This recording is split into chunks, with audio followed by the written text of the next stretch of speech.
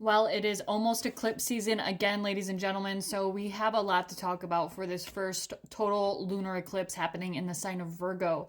So this total lunar eclipse is happening in Virgo on the 14th, Thursday the 14th at 2:55 a.m. Eastern. That's 11:55 p.m. on the 13th if you're on the West Coast or Pacific time, and it's happening at 23 degrees 57 minutes of Virgo. Now, there is a lot of astrological energy to dive into when we're talking about this eclipse. This eclipse is a south node eclipse, so it is, a full moon. It's a culmination point. It's kind of going into the waning half of the lunation cycle. It can be initiating some form of ending, but remember, I have a previous video on eclipse energies and astrology in general, so if you don't know about eclipses and astrology, definitely go check that video out. So it is going to be conjunct to the south node in Virgo. It's going to be opposite Saturn, trine Uranus, and sextile Mars.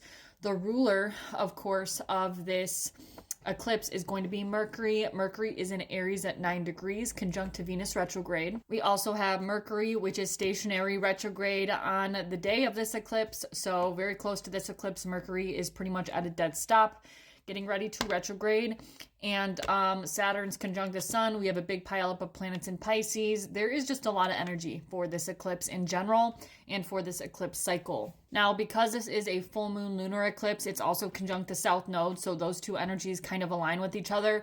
This is definitely an energy of letting something go or moving into the waning half or closing something out. It's the culmination point. So energy is very, very potent. I am an astrologer and I do work with energies and energetics. I am technically a witch as well. So I'm not going to recommend that you guys do any sort of manifestation unless it's like a daily routine or spiritual practice. Things like that are probably fine, but don't do any like spell work or ritual work for anything that's for significant change during eclipse season. The energy is just way too potent, and the energy of this eclipse in particular is very heavy.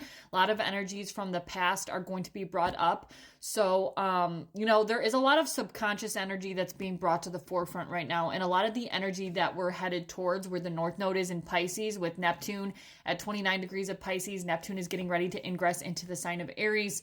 We also have Saturn there conjunct to the sun in Pisces. So this opposition energy of the sun and all that Neptunian and Piscean energy, the opposite to that, of course, is Virgo, where the South Node is. There is certainly a lot of introspection that is needed for a South Node total lunar eclipse, especially in the sign of Virgo. So let's talk about Virgo for just a second. Virgo is the sixth sign of the zodiac. It is mutable earth, and it is ruled by planet Mercury, represented by the Virgin. Virgo energy is very logical, analytical, practical. It can be called the perfectionist of the zodiac. Very hardworking. Virgo is like the problem solver, very service-oriented, very practical, down-to-earth, grounded. But the grounded energy is kind of a paradox as well because it is ruled by Mercury, which is a very fast-moving energy, co-ruled by Gemini. So there is this energetic upset to Virgo energy that you wouldn't necessarily find in the other earth signs, but it's a very helpful energy, very reliable, very smart, caring, diligent, structured, modest, kind, giving, humble. Some negative qualities that could be associated with Virgo energy could be like, they are the perfectionists of the zodiac. They can be quite critical. They can be judgmental, picky, overthinking, somewhat pessimistic, fussy, uptight, stress, or anxiety could be associated with Virgo energy, very much so. And of course, like nitpicky. So with this full moon lunar eclipse happening in the sign of Virgo on the South Node, there's this energy of some deep introspective work, things being brought up from the past, energetic memories, things that need to be let go of in the sign of Virgo. So Virgo type qualities. You're going to want to look and see where Virgo is in your chart to see how this is affecting you more on a personal level or what area of life it's affecting you in.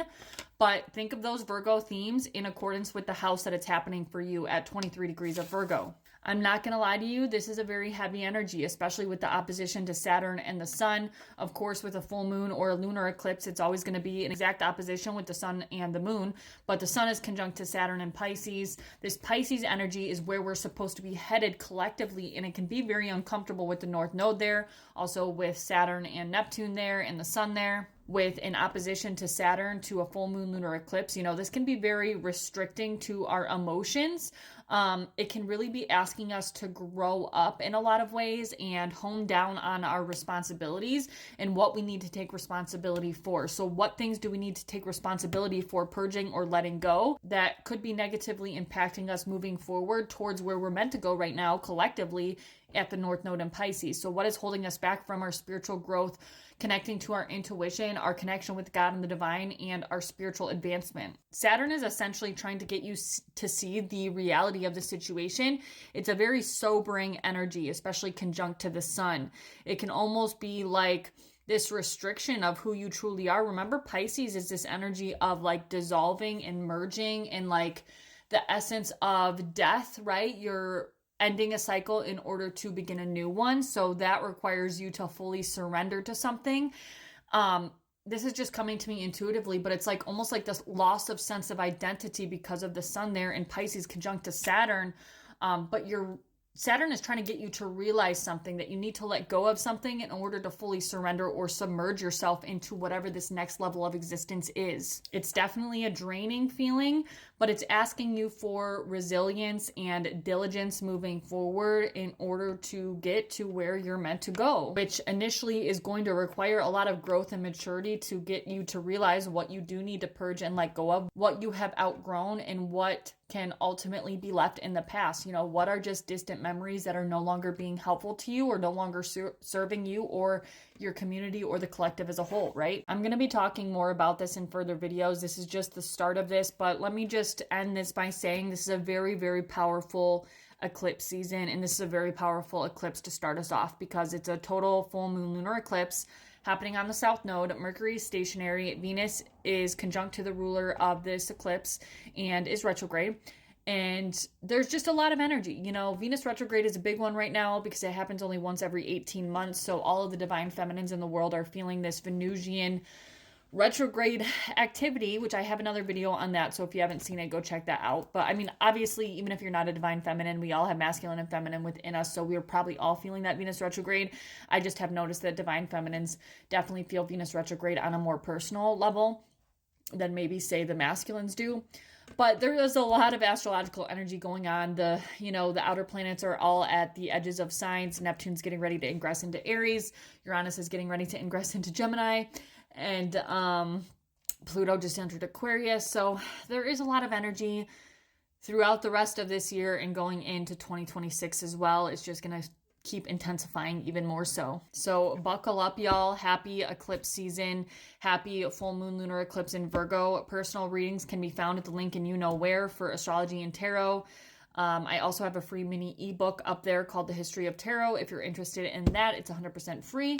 But my love and my heart goes out to each and every one of you. Much love, y'all, and stay groovy.